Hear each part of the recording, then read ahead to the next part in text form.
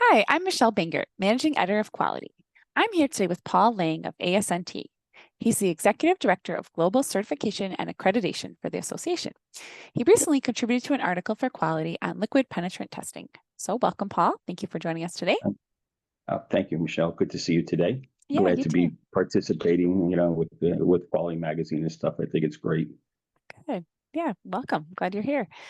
So we wanted to talk sort of trends. And is there anything you've noticed lately with liquid penetrant testing and trends?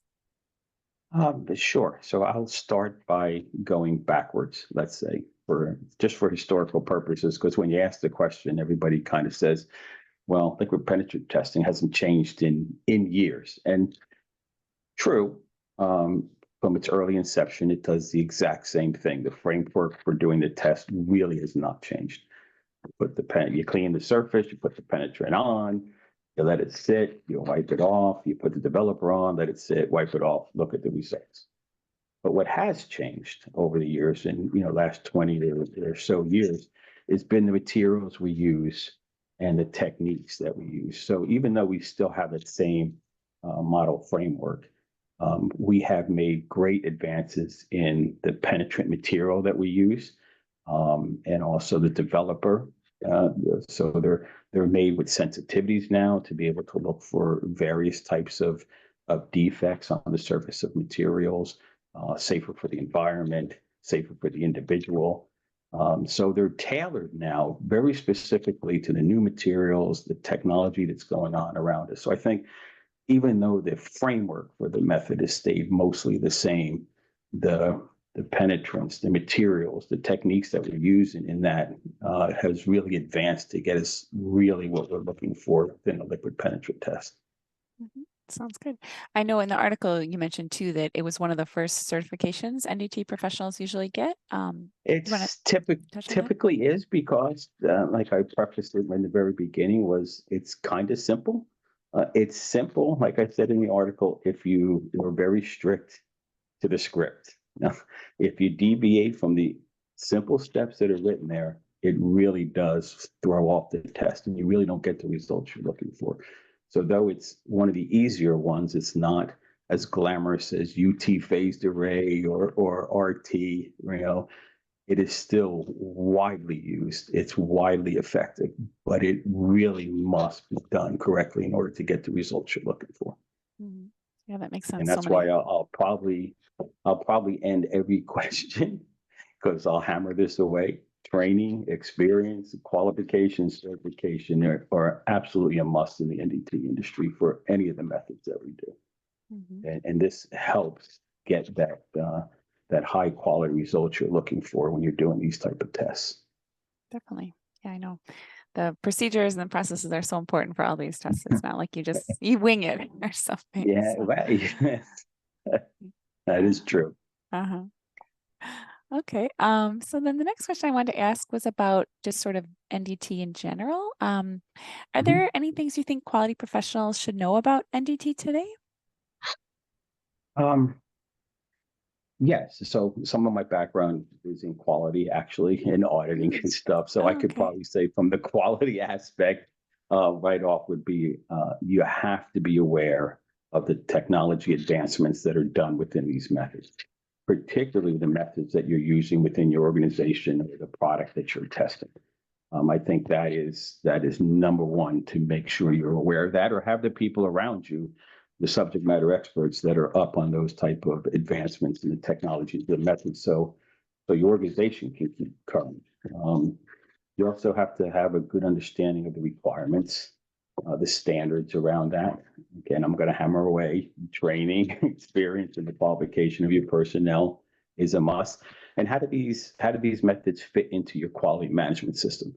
I think that's very important because the NDT is done. We do the NDT methods and the NDT practice to support quality. It's quality that is driving us to do these type of NDT methods. It's quality that ensures the safety of the product in the end. So how these methods fit in your quality management system is really important. And risk-based maybe for quality professionals. when do I use which method is also very important. Because there is cost involved in doing these type of methods. So you want to make sure you have a good look at the method and its acceptability and practicability to what test you're trying to do and what material you're trying to do the test on. So I think those are the basic things that quality professionals look at. And then in the end is the boring side of it, the record keeping, the results, and all those things that fit in the management system. But I think for the most part, it's being kept up on the material that you're doing, the advancements in the method, and how it applies to your particular test and product that you're doing. That's smart, tying it into the big picture. Of course, it's not just the method; it's the overall quality and the overall quality. Yeah. Yep. Yeah, it's very important. So with the technology, I know it's been around a while, but are there any misconceptions you hear about it or things people don't seem to understand? Yes. I think the number one thing you're going to find that people talk about, especially if they don't get the results they want, is that I thought NDT guarantees 100% detection. So that is a misconception. A test that you're using, a method that you're using doesn't give you 100% identification or detection of a flaw. And you can do the test properly, but you still need to do that evaluation. You still have to have a subject matter expert to read the results and to interpret what they see. So it isn't 100%, it doesn't do 100% detection. Another one I hear a lot about is NDT replaces what we call destructive testing, or DT.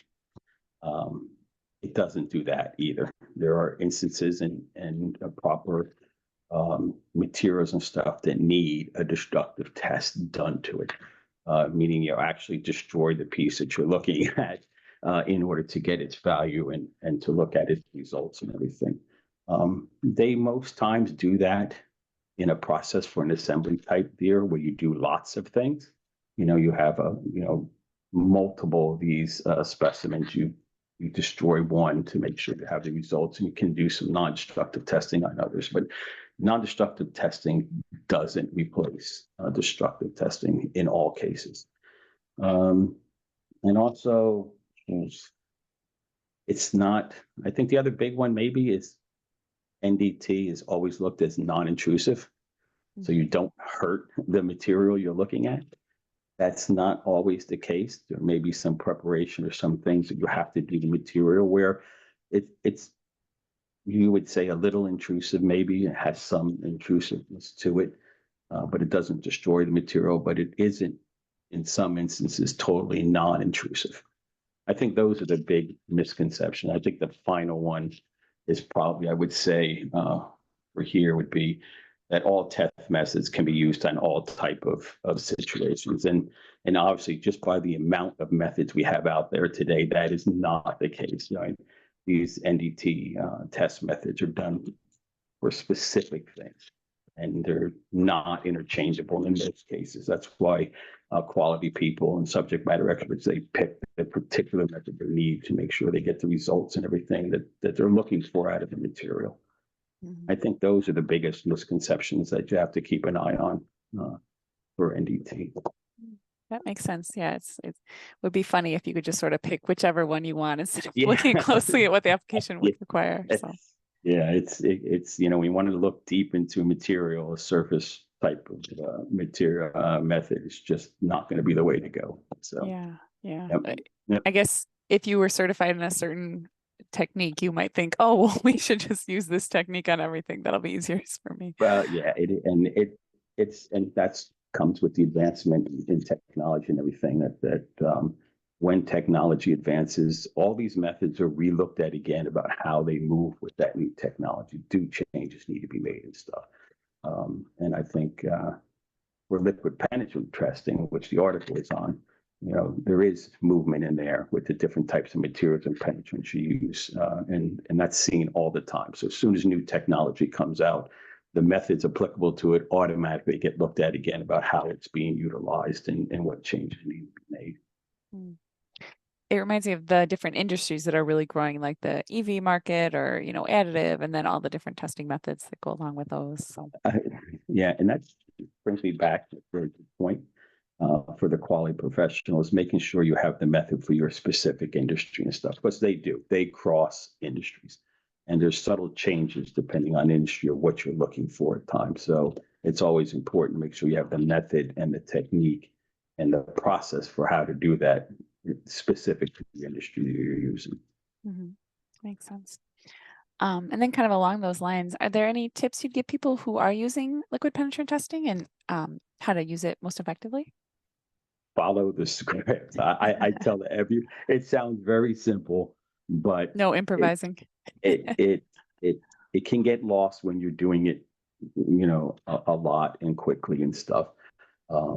There is instructions that are written specifically for how to do this test.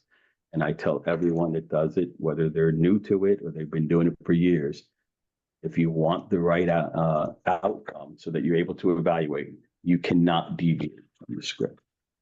You cannot deviate from the basic things. Clean the material well before you do it. Apply the penetrant as instructed.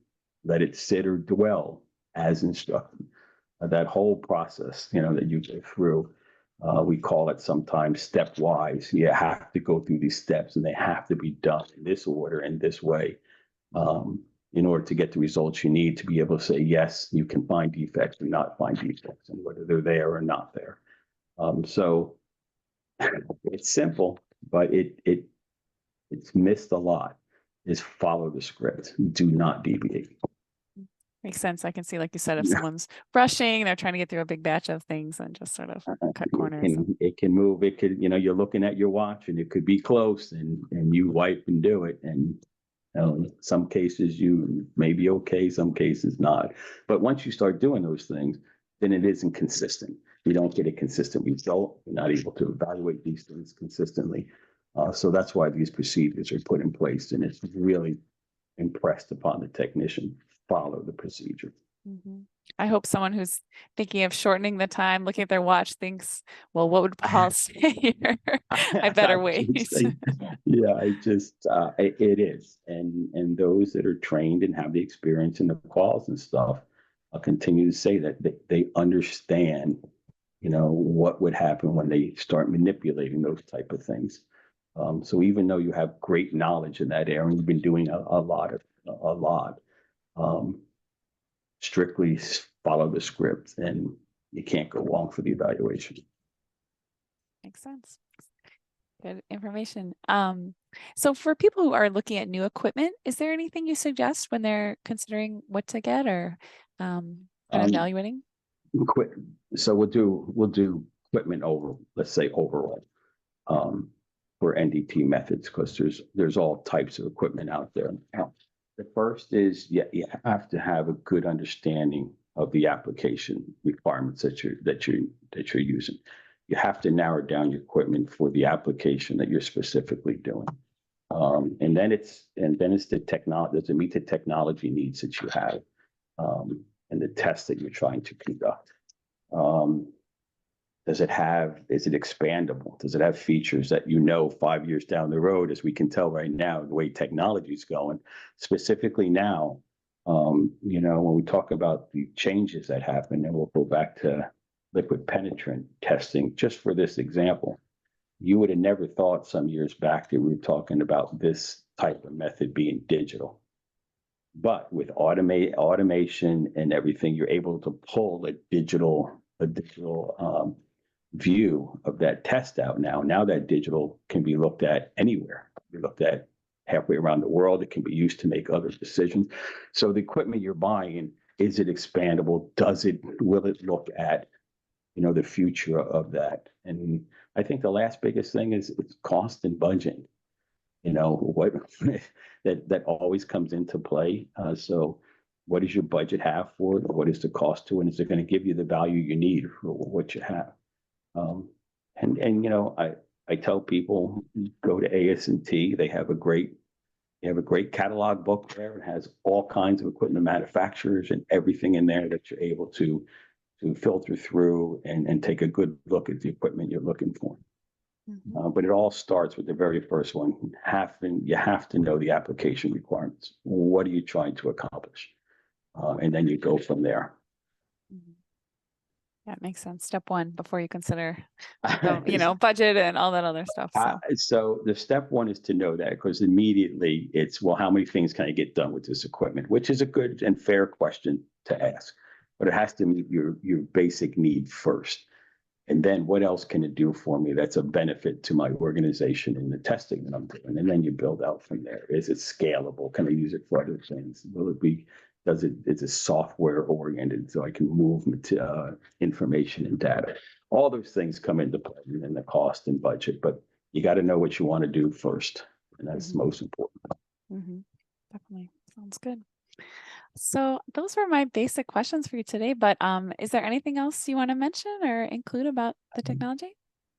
I just think, when we look at the NDT profession, just like in all professions, it's moving very quickly and it's moving digital. And I think with our profession and the workforce that we have, which is struggling like most, trying to find the adequate number of people to be able to do this, automation, digitalization is going to be key. So, having more content, having more training, having more individuals experienced in that area is going to be really important for the sustainability in the future for NDT profession.